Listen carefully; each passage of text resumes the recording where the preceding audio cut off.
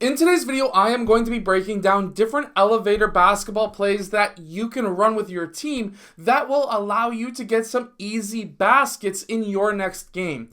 These can be used with most age groups. Obviously, with some of the younger age groups that are like 9 or 10 years old, you may want simpler plays or just to simply just get open. However, these plays are going to be easy enough for most age groups to be able to use. So let's get down and let's check these out. But really quickly, if you want a deadly defensive strategy, make sure to go check out my Deadly Defensive Strategies book that is down in the description below. So really quickly, what an elevator screen is when you've got two players that will be making a screen together. And basically, let's say player 2 is going to use 1 and 4 as an elevator screen.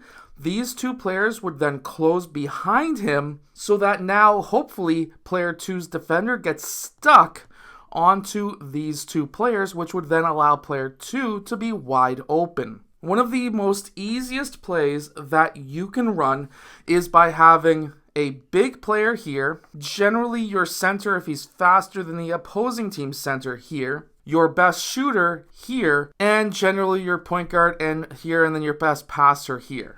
So basically, first we are going to have player 2. He is going to use 1 and 4 as a screen, and they will then close behind him. As soon as he gets past them, they will close.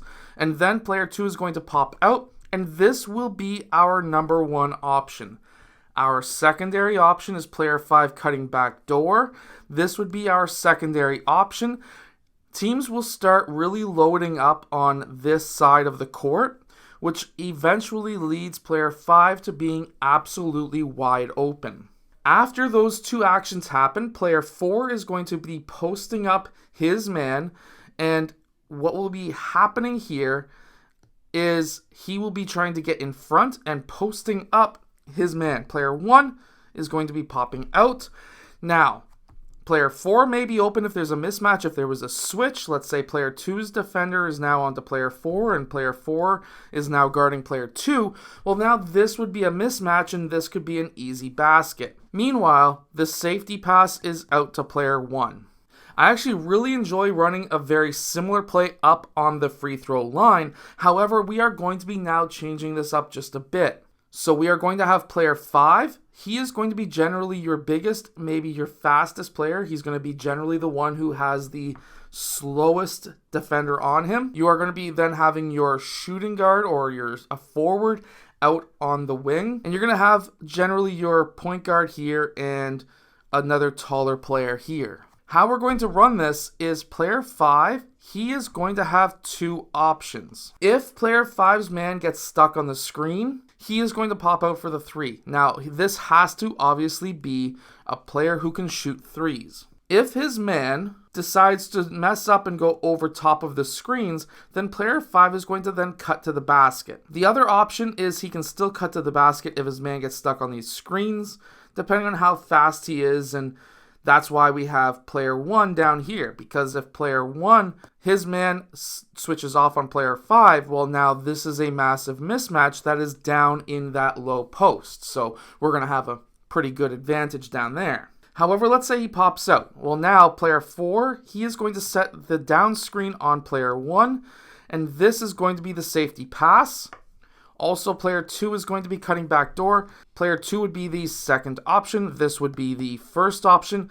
And player 4 setting the screen for player 1. This would be our third option. And then player 4, if they switch, cutting to the basket, this would be our fourth option.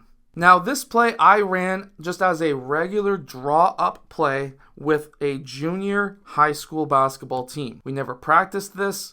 However, what I was noticing is player 5's man was getting stuck on a lot of screens. I also noticed that they were playing man-to-man and there was nobody in the paint, which meant to me that I want player 5 to go in between these two guys. Meanwhile, they are facing this way, so everyone should have been able to figure out that we were screening for player 5. You can have these guys facing this way until the last second and have them switch.